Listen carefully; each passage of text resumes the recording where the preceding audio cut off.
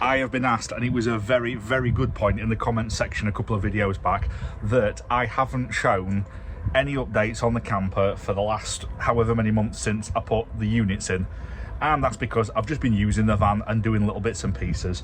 You know what it's like when you've got jobs to do. You either spend the time working or you spend the time filming, and doing both, you end up with a piss poor job of both. So what we're going to do, let's show you some things that we've got to do today. The first thing, and this is a big thing, I've been waiting for this for 3 months. Roof rack.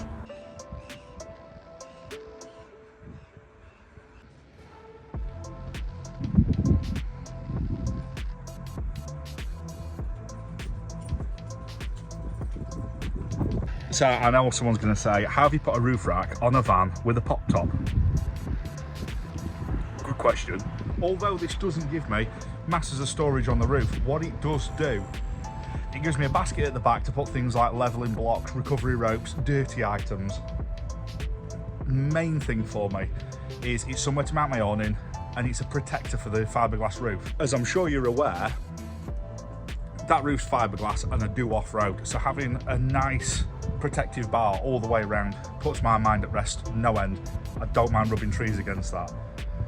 As well as that, it's better for the awning to sit on, it's far more stable, and I can put my 360 lighting on the way around. And on 360 lighting, let's get these wired up. We've also got a replacement for these lights. We've also got a replacement for these lights. There's nothing wrong with these, but I've got something really nice. And for those wondering what lights I'm going for, it's the Bormans. So I can say the closest thing to these will be the Strands. Reason I want these, big light bar above the windscreen, just good for flashing, and who doesn't like shiny lights? They've also got the DRLs on, which look gangster. There's no getting around it, and that's one of the main reasons I want to swap. Is the lights that I've got now, they're bright as hell, but they've got no DRLs on. So by the time I've done all the bits that I want to do, I do like having the marker lights everywhere. And as daft as it is, up there where you can see the tab, the marker light itself is enough just to light camp up without putting the big spot on. So it's little things like that that come in over time and just make things usable. But it looks cool. So these are going to be the replacements. As you can see, they're a little bit bigger, but I just love the dark look there and the amber running light. As you can see here, that's nice, but that's a lot nicer.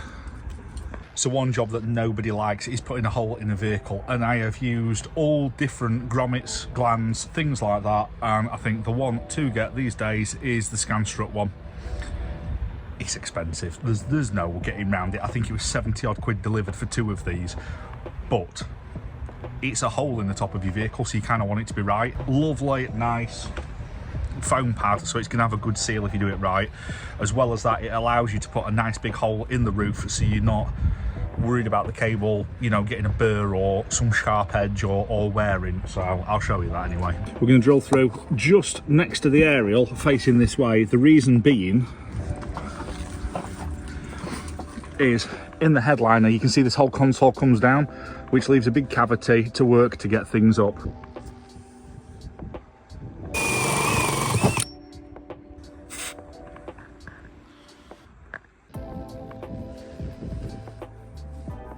So now that little bit's on, we now choose from the appropriate grommet size. I'm going to take a guess at a 9.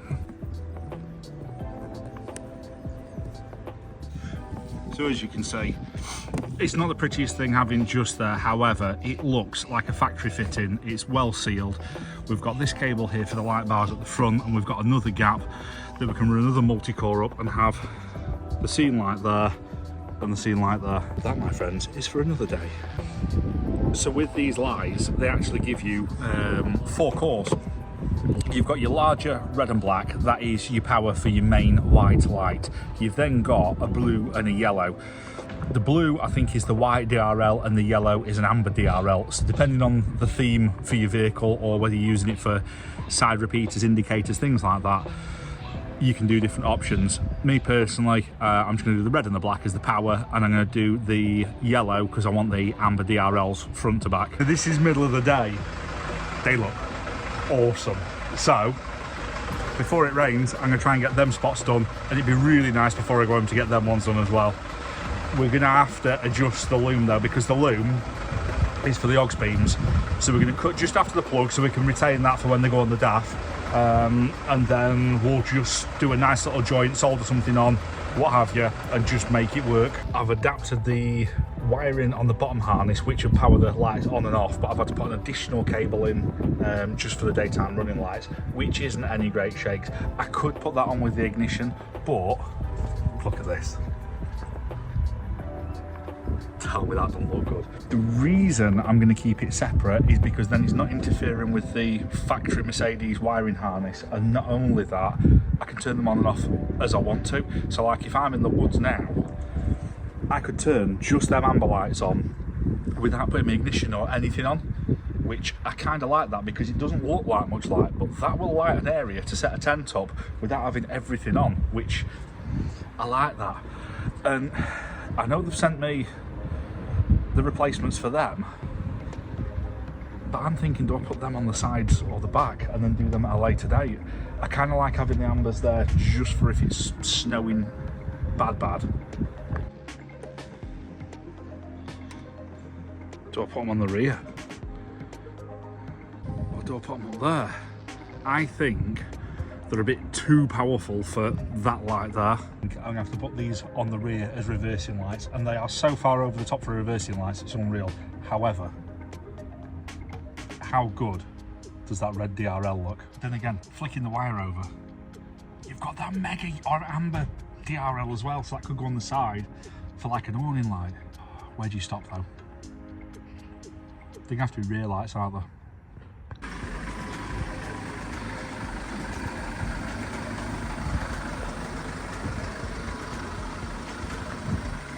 So we'll start from the doorway and work our way in. So we fitted these web net blinds. Very expensive for what they are. They're about, I think these are about 180 quid, something like that. But they do zip exactly where the gap here is, rather than, you know, just in the middle like the 15-20 quid Home Bargains ones. What I do want to do though is get some Home Bargains ones, take the magnets off them and put them on here, which I asked for, you know, if they could do it, but they said it was too complicated. But what I'll do is I'll just get the Home Bargains ones, pop them off, attach them to this. I've seen how they're fitted on a few people's houses and it is doable. The next bit that's really starting to bug me now is just down here where you can still see the silver part of the van there. We're going to board that, put a nice little light on, and then I deliberately left this section here under the kitchen worktop. I'm going to make a little cubby tray that can go in there just for the odds and sods, the dirty little bit. I have a recovery rope in there in Scotland, that kind of thing, you know, where it's wet, it's damp. I didn't want to chuck it in the boot, but just there, just in case the next person needed a pull, we've got them. So as you can see, we've fitted the blinds now. They are brilliant. I think they were about 60 quid off eBay, those ones, and they're just hidden behind the board. Easy job to do. Whip the board off, fit them to the metalwork, put the board back on. Just there, we want to fit a table, but I'm not going to do that until that seat is a single seat and we can rotate it round and have the 4 chairs pointing at the table. Give me your opinion down here, because I'm kind of thinking, like in Pete's van, he's got a raised floor on this bit, which is brilliant for like kind of putting a bit of ducting, some cable, some lights, things like that on. And for people with a little bit shorter legs, which I didn't think of at first, the feet can actually touch the floor then. Mine can now, but I don't expect everybody's to. So let me know what you think of that. One of my pet hates is this here. Okay, so when the pop top was put in, they didn't put a trim piece on there. And it looks shocking. So I'm gonna have to make something that goes round that gap, trim it up in the tweed, so it just continues this kind of nicer look all the way, you know, round here. So that's actually getting quite high on the list now, because I'm done with it.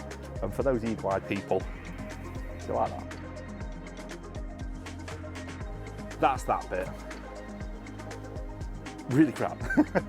What I think is going to go a little bit sooner rather than later that I need to do is Tiny's going to have my Sankey trailer off me, and the money from that's going to go towards getting the Remus cab lines. I've put off getting them because they're over 600 quid and they're a lot brighter colour than what I wanted. I was hoping to find some blinds with a darker colour, and I know you can get the external one that goes around it. However, it's a ball bag on a big van, you know, trying to reach up and get stuff over and all the rest of it, plus you're getting out of the van. You can get thermal ones that go on the inside, but when you take them off, you've got to put them somewhere, and it's another thing to store, another thing to stow that would take up a whole cupboard of useful space that something else could go in, whereas the Remuses fold into themselves. Something else recent that you may notice in here is we have electric. This vehicle is now powered by Renogy, and I've got to say, as much as a fan of the Ecotree lithium batteries and Victron control gear in the Land Rover that works lovely, this Renogy stuff is very, very, very kind of friendly to the person that's doing a DIY fit out to get the professional result. Where Victron have stuck with what they do and you pay a premium for it and it is quality, Renogy seem to have moved forward with the tech that's plug and play. So I got the bit better Renogy battery, which we can just put an RJ45 connection in, put the lead across to the Renogy controller. It is now, boom, done. And it was like an extra £1 to have the Renogy controller, which if that was a Victron controller would have been £1,000. So that was cheap as chips. If you get the inverter, again, RJ45 cable straight to the controller, it's now controlled from the central hub. You get yourself a solar system, boom, plug it in, and everything just goes together and works, which I'm absolutely loving that tech. Anyway, one thing that I'm not happy with is I've put, just behind here, you will see I've put the switch panel and the diesel heater controls, which seemed like the logical place at the time because I can reach in from outside, I can reach from the bed, do it all.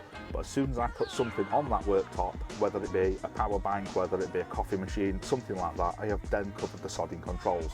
What a bright move that was. So that whole switch panel I'm not happy with.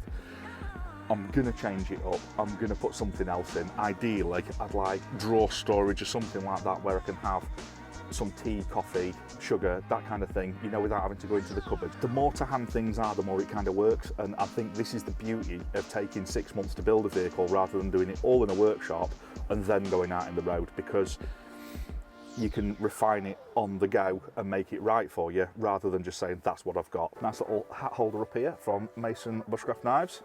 Maybe that one a little gift. Chuffed to bits with that. I need to get some hats on that actually. In the rear, there's no avoiding it.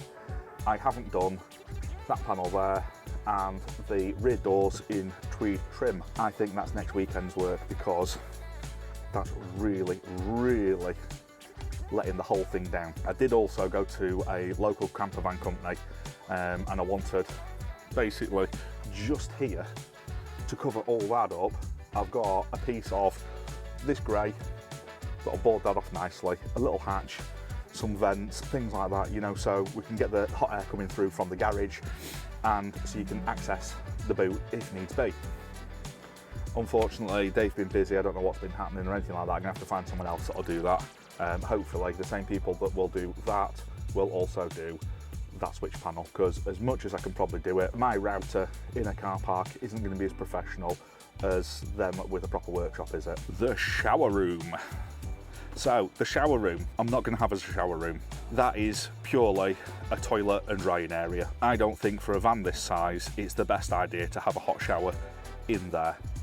It is more of somewhere to put your wet coats and to use a toilet in an emergency, or for kids to use the toilet out of the way. The shower is going to be done out of the back door. So what I quickly made in the back door area was this box here. The battery fits in it lovely, the diesel heater fits lovely underneath. However, it's not very good. It's something that I made out of spare wood and put the spare flooring over the top of, and it looks all right on camera here, but I'm not happy with it. So what I want is some phenolic board, a couple of sheets of phenolic board, make a proper box out of that with a proper frontage on and some lights that come into the boot area. I also want the phenolic board on here to cover this up. I also want to get rid of these lats. I don't like them. I want a phenolic board that goes all the way along with some air vents in. Reason being, you can bolt it down in a few places. and it just makes everything bolted to everything, makes a far stronger vehicle. This would be fine in a two-wheel drive that just drives around on the road. Not so much for a 4x4 camper van that's going to go through deserts, that's going to go through off-road courses, that's going to do some serious laning. On the rear here, we'll just tweed this. I know you can get the really nice pouches that go in here. However, I'm going to keep it as just the tweed and probably put the camp cover storage gear on that I had in the Land Rover. Absolute chaos going on in there, as you can see. This is definitely just come back from Scotland, and yeah, that's how it came back. Recovery boards right at the door, as you can see. They got a fair bit of use. We've got the DeWalt boxes that are actually stacked up, that I'll go through all the odds and sods if you're interested of how I store the gear in. And obviously, camp chair straight at the door, coal straight at the door, lifesaver filter at the door. I know someone's going to ask about the diesel tank there for the night heater and why it isn't on the main tank. Well, maybe me. I like to see how much diesel I'm using. And I'd much rather fill that up from an external source, because there's a good few days worth there. I'd rather not go off the main tank and use every last scrap of diesel to get where I need to go on heat.